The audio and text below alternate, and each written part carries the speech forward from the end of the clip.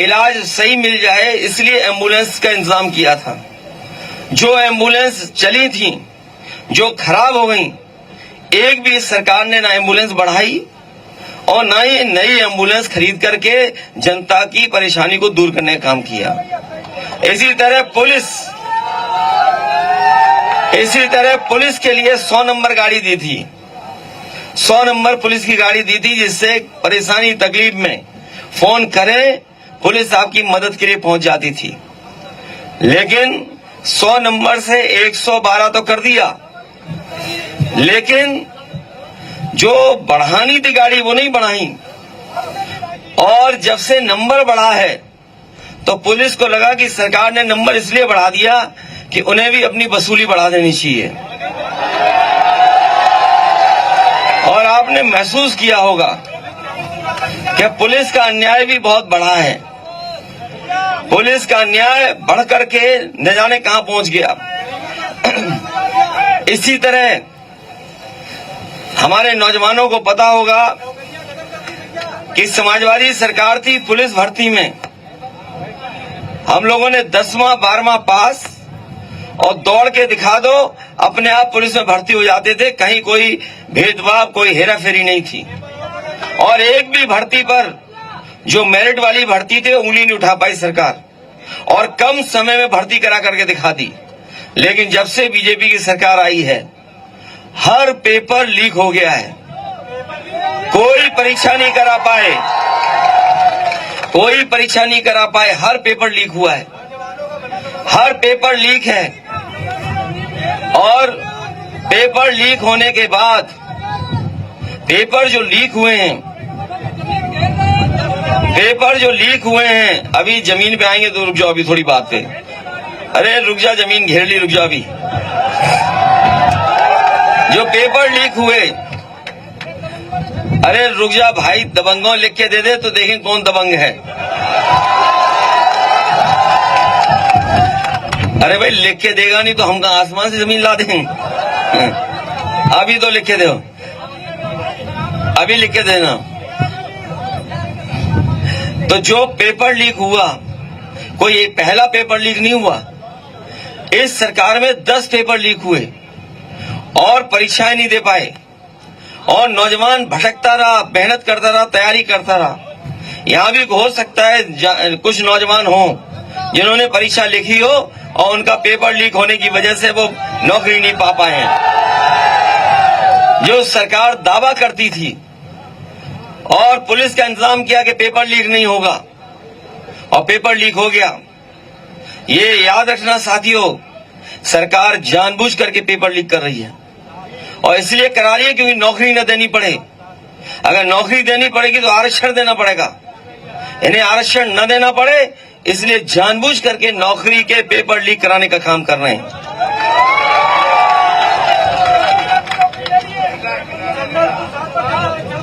और paper leak इतने बड़े पैमाने पर हुए हैं, और 60 लाख, मैं एक बात कह दूं आपको, 60 लाख बच्चे हैं जिनकी नौकरी नहीं लग पाई पेपर लीक के कारण।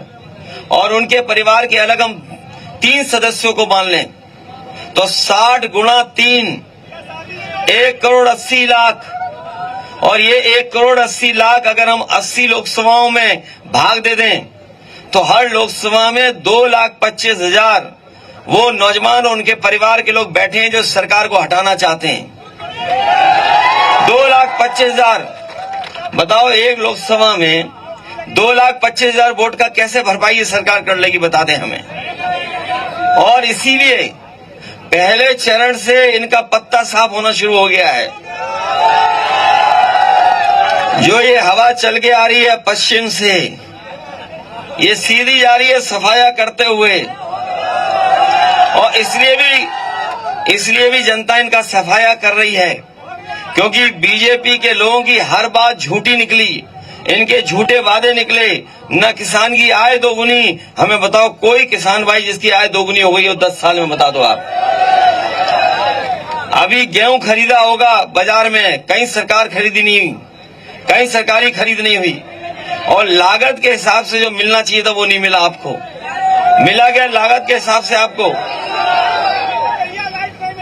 और लागत के हिसाब से नहीं दे पाई सरकार। इसी तरह हम आपसे बहुत सी और बातें कर सकते हैं। ये हवाई पट्टी, मैं जानता हूं कि इस इलाके में कोई पहुंच नहीं पाता था।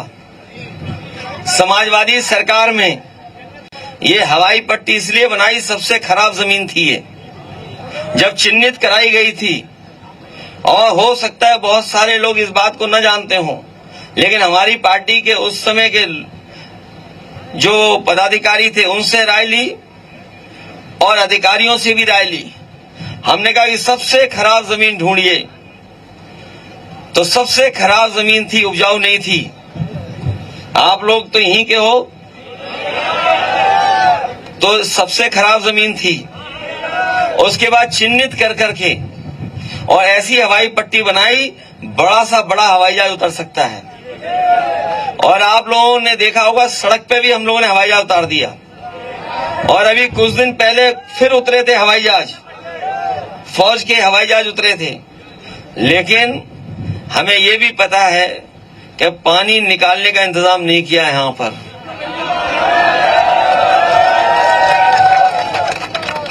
मैं अपने तमाम किसान भाइयों को, और जिनकी नुकसान हो रहा है, इधर पानी भराव के कारण उनका नुकसान हो रहा है, सबसे पहला काम होगा इसका पानी निकालने का इंतजाम हम लोग करने का काम करेंगे।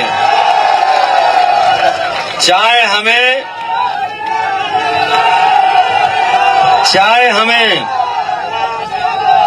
हमें ये बनाई हम लोगों ने हवाई पट्टी, चाहे हवाई पट्टी के बीच से पाइप डाल के निकालना पड़ जाए। जब हवाई पट्टी में हवाई जहाज नहीं उतर रहे तो फिर पाइप निकालने में कौन सी दिक्कत है? बताओ। सरकार बनते ही याद करो, हवाई जहाज उतारा था उन्होंने, याद है? और बड़े बड़े छोटे बड़े व्यापारी लाए गए थे, उन्हें जमीन दिखाई गई थी कि ये ले लो, ये ले लो, ये ले लो। लेकिन किसी ने जमीन नहीं ली, क्योंकि उन्हें सुविधा चाहिए थी। इन बीजेपी के लोगों ने न किसान को सुविधा दी, न उद्योगपतियों को सुविधा दी, न मजदूरों को सुविधा दी, न नौजवानों को मदद की, और इनसे सब नाराज हो गए कि नहीं नाराज है बताओ आप। और उस समय जो हवाई जहाज उतरा उसके बाद तो हम ही उतरे, उसके पहले कोई नहीं उतरा है। लेकिन मैं ये जानता हूं मेरे आने से पहले बहुत सारस उड़ के गए यहां से। हवाई जहाज हेलीकॉप्टर उतरते हो न उतरते हो, लेकिन सारस और चिड़िया खूब उतरी होंगी यहां। कुछ साथी जानते होंगे सारस के प्रति समाजवादियों का अलग लगाव रहा है। ये पता है कि नहीं पता है? ये सरकार न जानवरों की रक्षा कर रही है और न चिड़ियों की मदद कर रही है। याद है एक नौजवान ने पाल लिया था सारस, उसे पकड़े ले जा रहे थे, जब उसे नहीं पकड़ पाए तो सारस पकड़ कर चिड़ियाघर में बंद कर दिया। मैं आपसे कहना हूं, अगर आप लोग कहना नहीं मानोगे तो ये सरकार आपको और हमें ही बंद कर देगी। और इतने तानाशाह हो गए ये लोग, इतने तानाशाह हो गए हैं कि ये अपने लोगों को भी नहीं छोड़ेंगे, याद रखना। ये अपने लोगों को भी बंद करने लगेंगे। और जो महंगाई दिखाई दे रही है और जो आपको चीजें नहीं मिल रही हैं, ये जो महंगाई दिखाई दे रही है इनकी भ्रष्टाचार की वजह से है। बताओ कोई चंदा इतना वसूलता है? जिस तरह से चंदा लिया है बीजेपी वालों ने, अगर कहीं पूजा पाठ हो, मंदिर हो या किसी कार्यक्रम में सहयोग करना हो, व्यवहार देना हो, तो मान लीजिए 1000, 2000, 500, 2000, 5000, 10,000, 1 लाख तक दे देगा। कोई 1000 करोड़ रुपए चंदा देगा? आप खुद सोचिए, क्या 1000 करोड़ रुपए का कोई चंदा देगा? इन्होंने 1,000 करोड़ का चंदा लिया, किसी से 1000 करोड़, किसी से 600 करोड़, किसी से 500 करोड़। और जो 1000 और 600, 500 करोड़ दे देगा, बताओ मुनाफा कमाएगा कि नहीं कमाएगा मुनाफा? और उसी की वजह से भ्रष्टाचार है। उसी की वजह से महंगाई है। इन्होंने गरीब को नहीं दिया, खुद अपने कब्जा कर लिया। जितने भी अपराधी हैं, जितने भी भ्रष्टाचारी हैं, सबको भारतीय जनता पार्टी के गोदाम में रख लिया है। इन्होंने गोदाम बनवाई है भारतीय जनता पार्टी के नाम से, उसी में रख लिया सबको। बताओ, सब है भ्रष्टाचारी उनके साथ के नहीं है? चाहे महाराष्ट्र हो, चाहे कहीं हो, और लोगों को डरा रहे हैं। इसलिए हम आपसे निवेदन करने आए हैं, ये चुनाव बहुत अलग चुनाव है, संविधान बचाने का है। अभी एक साथी हमारा कह रहा था कि सबसे ज्यादा इनके ऊपर अन्याय उत्पीड़न है। ये वही लोग हैं, ये बीजेपी के लोग वो हैं जो बाबा साहब भीमराव अम्बेडकर जी का संविधान खत्म करना चाहते हैं, किसी को न्याय नहीं देना चाहते। हम आपको भरोसा दिलाते हैं, लिख करके देना, हम आपकी मदद करेंगे। और किसान भाइयों से हम कहना चाहते हैं कि हमारी मदद करिए, इस चुनाव में हमें मदद करिए। और जो सांसद चुन गए थे, जो सांसद चुन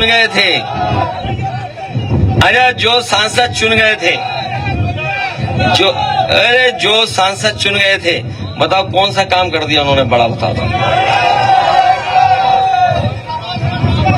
कौन सा काम कर दिया उन्होंने? और सबसे ज्यादा हमारे हर वर्ग के लोगों के साथ धोखा किया उन्होंने।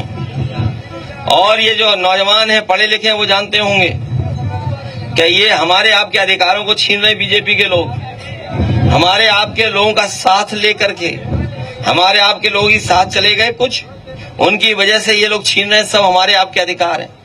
ये संविधान और अधिकार छीनने का काम कर रहे हैं और बदलने का काम कर रहे हैं। इसलिए चुनाव में आप देश को बचाने का काम करना, ये देश को बचाने का, संविधान को बचाने का, किसान को बचाने का और नौजवानों को बचाने का चुनाव है। हमें उम्मीद है कि कन्नौज के लोग इस बार इतिहास बनाने का काम करेंगे। इसलिए मदद करोगे? ये तो 5 साल में कुछ बन ही नहीं पाए, अब तो नई सरकार बनेगी, और नई सरकार बनेगी तो हम लोग भी काम करने का मौका मिलेगा हम लोगों को। इसीलिए चुनाव के मैदान में आ गए हम लोग भी। इसलिए मदद करना, विकास के लिए और खुशहाली के लिए आज जरूर आए हैं, लेकिन जो लगाव हमारा सारस से है उसकी वजह से भी दोबारा आना पड़ेगा हमें। इसलिए मदद करना सब लोग। शायद